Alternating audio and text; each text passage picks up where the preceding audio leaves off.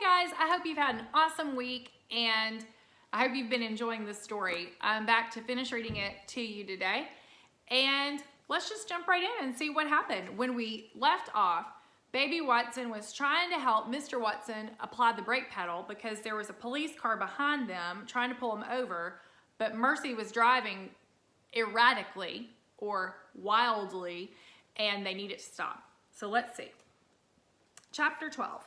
The car screeched. The car shuddered. The car careened. The car caroned. And finally, the car stopped. Okay, so it took a little while, but the car stopped, so that's a good thing. Mercy was very surprised. Suddenly, she was not driving the car. Suddenly, she was not even in the car. Mercy was airborne. Oh no, that's not good. Mr. Watson was wearing his seatbelt. He did not fly out of the car. Baby Lincoln was wearing her seatbelt, and she did not fly out of the car. Officer Tomilello was safe in his police cruiser. He did not fly out of his car. Only Mercy flew. Oh man, can you see that pig flying through the air? It's not good. Always wear your seatbelt. Oh dear, said Baby. It's an emergency, shouted Mr. Watson. Alert the fire department. Because remember, last time they had an emergency when they fell through the floor on their bed in the first book, the fire department saved the day. Was that pig wearing a seatbelt? Officer Tomilello asked. No, he answered himself. That pig was most certainly not wearing a seatbelt. Have laws been broken here? Asked Officer Tomilello. Most certainly, most definitely, they have been broken, he answered himself. Mr. Watson and Baby Lincoln and Officer Tomilello watched Mercy fly, and they watched her land. Oomph! Do you see what she landed on? She landed on a beautiful bush. Let's see how this goes. Mr. Watson got out of the car, and he ran to Mercy.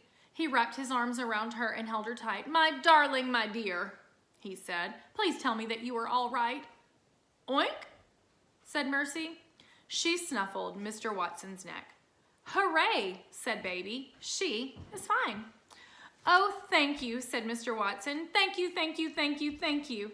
He bent his head and covered the tips of Mercy's ears with kisses. Oh, guys, look. So he was pretty upset with Mercy for taking the wheel and driving, but when Mercy was in danger, then he was not worried anymore. He just wanted her to be okay. Let's read chapter 13. Eugenia Lincoln and Mr. Watson stood together on the Watsons' front porch. They watched a police car pull into the driveway.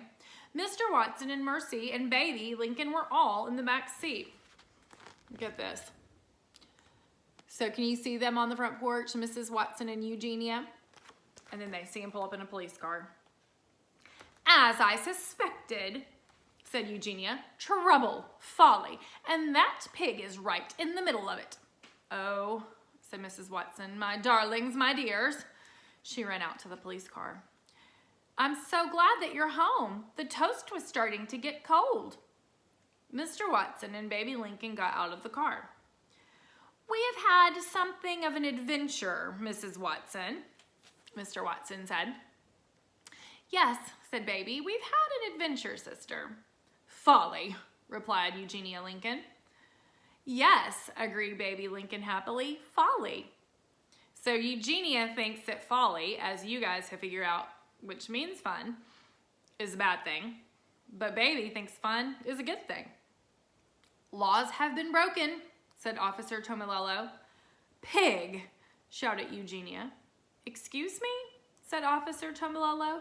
It's all that pig's fault, said Eugenia, and she pointed at Mercy. Mercy climbed out of the car and she put her nose in the air. She sniffed. Could it be? What do you think she smells, guys? Let's make a prediction before I show you the picture. What do you think she smells? Yes, it was toast. She's smelling buttered toast. Toast with a great deal of butter on it is what she smelled. What could be better? Remember, she loves toast. All right, chapter 14 and the final chapter. Laws have been broken, said Officer Tomilello. Tickets must be written. "Officer, do you like toast?" Mrs. Watson asked. "Toast?" said Officer Tomilolo. "Do I like toast? Why, yes, I do. I do like toast." "Well, then why don't you come inside and have some?" asked Mrs. Watson.